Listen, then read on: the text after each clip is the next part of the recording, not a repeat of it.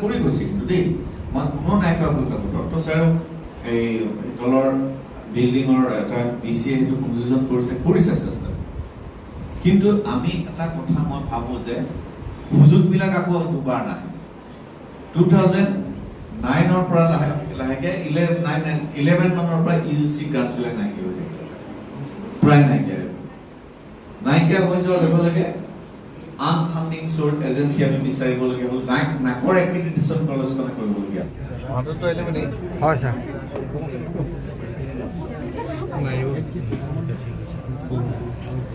এটা দিবা জানা নাই মই দিম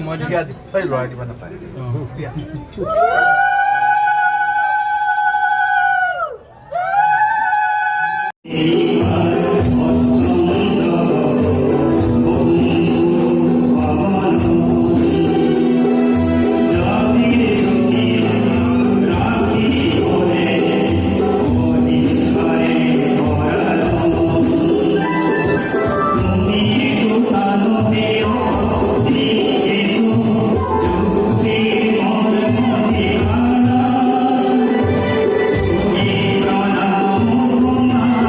আজি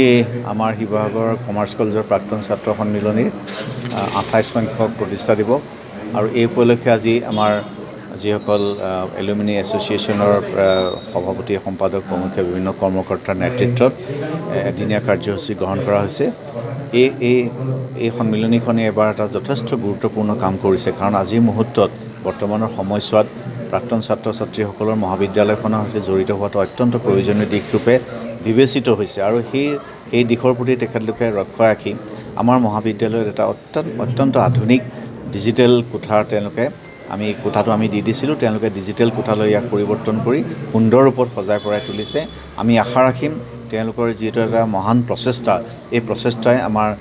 শিক্ষাৰ্থীসকলক যথেষ্ট উপকৃত কৰিব কাৰণ তেওঁলোকে এটা সুন্দৰকৈ ইয়াত ডিজিটেল ক্লাছৰ ব্যৱস্থা আছে কৰি দিছে গতিকে ইয়াৰ যোগেদি তেওঁলোক যথেষ্ট উপকৃত হ'ব আৰু লগতে আজিৰ দিনটোত আমাৰ তেখেতলোকে বিভিন্ন কাৰ্যসূচী গ্ৰহণ কৰিছে যিসকল ছাত্ৰ ছাত্ৰী মহাবিদ্যালয়ৰ পৰা সুনাম অৰ্জন কৰিছে শৈক্ষিক বৌদ্ধিক সাংস্কৃতিক ক্ৰীড়া আদি বিভিন্ন দিশত তেওঁলোকে